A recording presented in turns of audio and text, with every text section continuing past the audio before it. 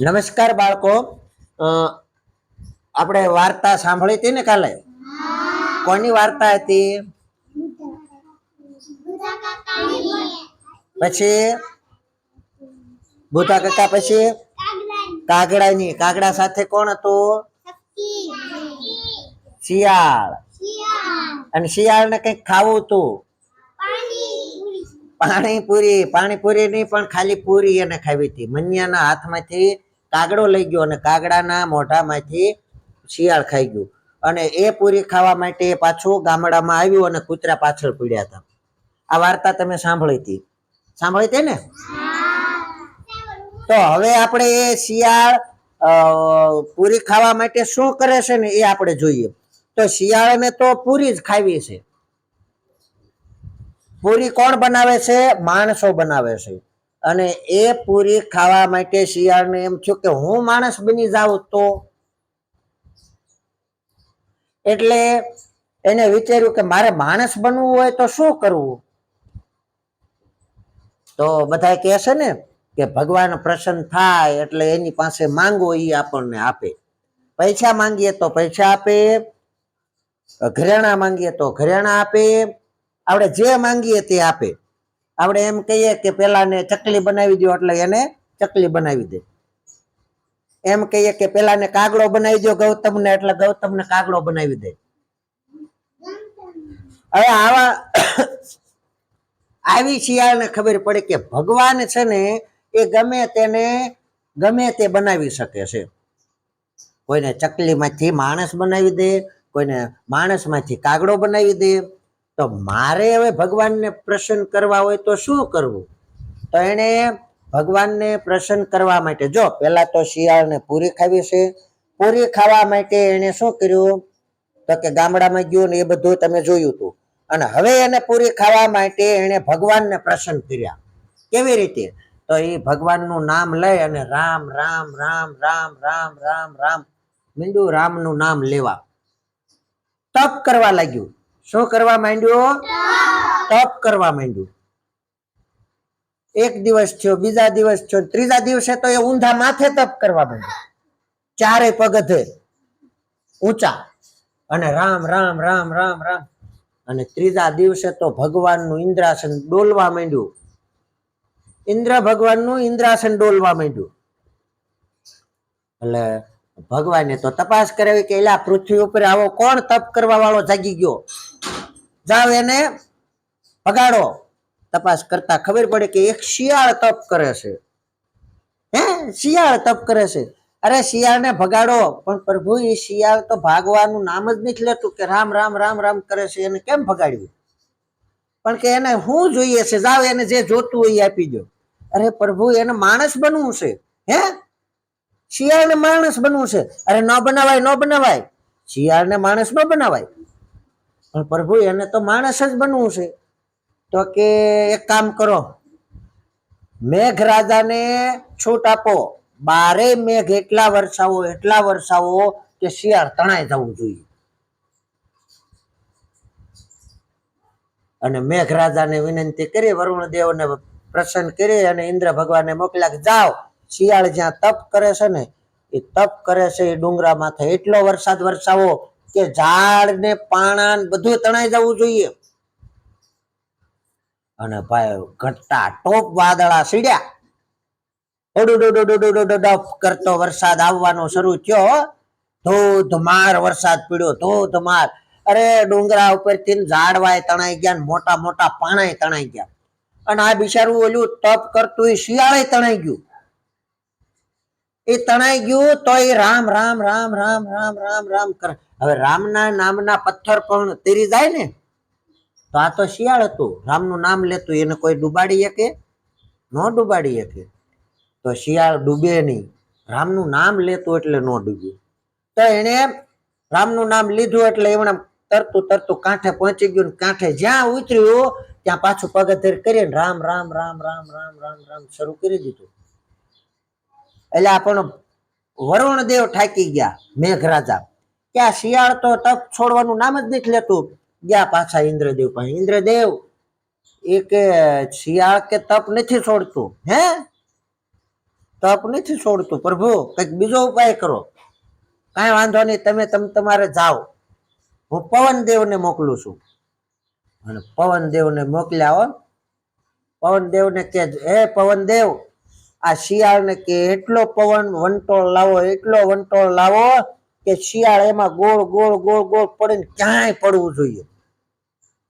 અને ભાઈ પવન દેવ તો છૂટ્યા. હો, તો તે વાવાઝોડાની જેમ એ ઘુમરી લેતા લેતા લેતા જે કાંઈ વચ્ચે આવે, ઝાડવું આવે તો ઝાડવાને હારી હારી ગોળ ગોળ ફેરવતા આવે. અને પેલું શિયાળ એમાં આવી ગયું વંટોળમાં, અને શિયાળને ગોળ ગોળ ફેરવીને કર્યો ઘા. બીજા ડુંગરા ઉપર શિયાળ પીડ્યું. પણ રામનું નામ લેતું એને કઈ થાય? કાંઈ ન થાય. પાછું પવનદેવ જ્યાં ગયા, ગોળ ગોળ ગોળ ગોળ વંટોળિયો ગોળ ગોળ હોય ને, આમ ગોળ ગોળ ગોળ ગોળ ફેરવી અને શિયાળને ઉપાડ્યું ગોળ ગોળ ગોળાઈમાં, અને ફડાક લેકન ઘા કર્યું ત્રીજા ડુંગરા ઉપર. ક્યાં શિયાળ પીડ્યું એટલે પાછું ઊંધા માથે તપ શરૂ કરી દીધું. રામ રામ રામ રામ રામ રામ રામ રામ. પવનદેવ ઠાકી રહ્યા કે એટલે આ તો શિયાળ છે કે શું? આ ભાગવાનું નામ જ નથી લેતું, આનું શું કરવું? પવનદેવ ઠાકીને જતા રહ્યા. એટલે આ ગયા ઇન્દ્ર પ્રભુ પાસે. હે ઇન્દ્ર રાજા, આ જે શિયાળ છે ને એ શિયાળ તો ગમે ત્યાં નાખું ને તો એ ત્યાં જઈને તપ શરૂ કરી દેશે, અને રામનું નામ લેશે. એને અમે શું કરીએ છીએ? અમે લાચાર છીએ પ્રભુ, કંઈક બીજો ઉપાય કરો. કાંઈ વાંધો નહીં કે જાઓ પવન દેવ, હું બીજા દેવને મોકલું છું. અને અગ્નિ દેવને મોકલ્યા. કોને મોકલ્યા? અગ્નિ દેવને. આગ આગ સળગે ને, આગને કીધું, અગ્નિદેવને કીધું જાઓ કે પેલું શિયાળ કે જ્યાં તપ કરે છે ને એની આજુબાજુ બધું સળગાવી દો, ગુંગળાવી દો શિયાળને, અને શિયાળ નાથી ભાગી જવું જોઈએ. અગ્નિદેવ તો ઉપડ્યા, અને જ્યાં શિયાળ તપ કરતું હતું ત્યાં આમ કરીને આમ કર્યું, સ્વા કરતું આમ કર્યું ને, તો બધું શિયાળ ફરતું ફરતું મીંડું સળગવા. શિયાળ તો આંખે ખોલતું નથી અને રામ રામ રામ રામ રામ રામ રામ કરે છે. તમને ખબર હોય તો પ્રહલાદ ને અગ્નિમાં પેલી હોલિકાના ખોળામાં બેસાડી અને સળગાવવામાં આવ્યો હતો, પણ એ પ્રહલાદ રામનું નામ લેતો એટલે એને કાંઈ થયું નહોતું. તો એમાં શિયાળ રામનું નામ લેતું ને એટલે એની ફરતું બધું સળગી ગયું, પણ શિયાળને કાંઈ થયું નહીં. અગ્નિદેવ થાકી રહ્યા. હા હા હા, આ શિયાળ છે કે શું? આ તો કઈ જાતનું શિયાળિયું છે? મારું બેટું ભાગવાનું નામ જ નથી લેતું ને. એ અગ્નિદેવ થાકી ગયા અને પાછા ઇન્દ્ર રાજા પાસે ગયા. હે પ્રભુ, મને માફ કરો, આ શિયાળ તો ભાગતું જ નથી. ઇન્દ્ર રાજા કે પણ કે ભારે કરી, હવે તો કે આને શું કરવું? હવે એનો એક જ ઉપાય છે. આપણે ચાલાક ભગવાન તો વિષ્ણુ ભગવાન છે, વિષ્ણુ ભગવાનને સ્મરણ કર્યું અને વિષ્ણુ ભગવાન પ્રગટ થયા. એટલે ઇન્દ્રદેવે વિષ્ણુ ભગવાનને વિનંતી કરી, હે પ્રભુ, પેલું શિયાળ છે એને માણસ બનવું છે, અને શિયાળને માણસ ન બનાવાય, એ તો તમે પ્રભુ જાણો છો. એને માણસ બનાવીએ તો કેટલાયનું નુકસાન કરી નાખે. માટે પ્રભુ, એ જે તપ કરે છે એ તપમાંથી એને ભગાડી મૂકો. એટલે વિષ્ણુ ભગવાન કે કાંઈ વાંધો નહીં, હાલો કે હું જાઉં છું, કે હમણાં એને તપમાંથી ભગાડી મૂકું. અને વિષ્ણુ ભગવાન તો આમ કરીને અંતર ધ્યાન એટલે અદ્રશ્ય થઈ ગયા, અને જ્યાં શિયાળ તપ કરતું હતું ત્યાં સીધા પ્રગટ થયા. શિયાળ સામે ડુંગરા ઉપર તપ કરતું હતું, અને પ્રભુ વિષ્ણુદેવ એની નીચે જે ઝરણું જાતું ત્યાં ઉભો પ્રગટ થયા, અને અડીમ કડીમ સ્વાહા કર્યું એટલે 4 ડાઘિયા કૂતર્યા જીવતા થયા. મોટા મોટા ડાઘિયા કૂતર્યા 4 જીવતા થયા. એટલે ભગવાને આમ કરીને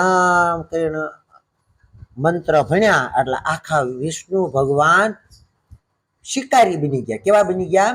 શિકારી. હાથમાં તીર છે અને માથે પીંછા ખોસેલા છે અને પોતળી વાળી છે અને પાછળ ઓલા તીર ને ધનુષ ને એવું લઈ અને એના 4 કૂતરા આવે છે અને શિયાળ સામે ભેખડા ઉપર ડુંગરા ઉપર બેઠો બેઠો ઊંધા માથે તપ કરે છે અને પ્રભુ આ બાજુ શિકારીનું રૂપ લીધું અને 4 ડાઘિયા કૂતરા બનાવ્યા અને લઈને જ્યાં શિયાળ તપ કરતો એ ગાળિયામાં થઈને ચાલ્યા જાય છે અને કૂતરા વાવ વાવ વાવ વાવ કર્યા જાય છે અને પેલું શિયાળ તપ કરતું કરતું કૂતરાનો અવાજ સાંભળી ગયો. શું સાંભળી ગયો? એને એકવાર ગામમાં ગયું તો અને કૂતરા પાછળ પીડ્યા હતા, ખબર છે ને? એ અવાજ એ ભૂલ્યું નહોતું એટલે એને બીક લાગી ગઈ કે કૂતરા અહીંયા ક્યાંથી. આમ આંખ ખોલી અને જોયું, હે આ તો 4 ડાઘિયા કૂતરા અને શિકારી હોતન. અરે આ તો ભગવાનનું નામ લીધે આ ડાઘિયા કૂતરા નહીં છોડે, આ તો ફાડીને ખાઈ જાહે. આ શિકારી છે, આ તો એક જ તીરથી મારી નાખશે. પવન, અગ્નિ અને વરસાદ એ તો રામનું નામ લઈએ એટલે આપણને કાંઈ ન કરી શકે, પણ આ તો ડાઘિયા કૂતરા છે, આ તો આપણને કાચા ખાઈ જાય. અને ભાઈ તપ મૂક્યું પડતું અને 4 પગે મુઠ્ઠીઓ વાળી અને ભાગ્યું શિયાળ. હોત ભાગ્યું શિયાળ, ટબડુક ટબડુક ગયું એ તો સીધો ઓલી બાજુ ડુંગરાની પેલી બાજુ અને ભાગતો ભાગતો ભાગતો ભાગતો એ બીજા જંગલમાં જતું રહ્યું.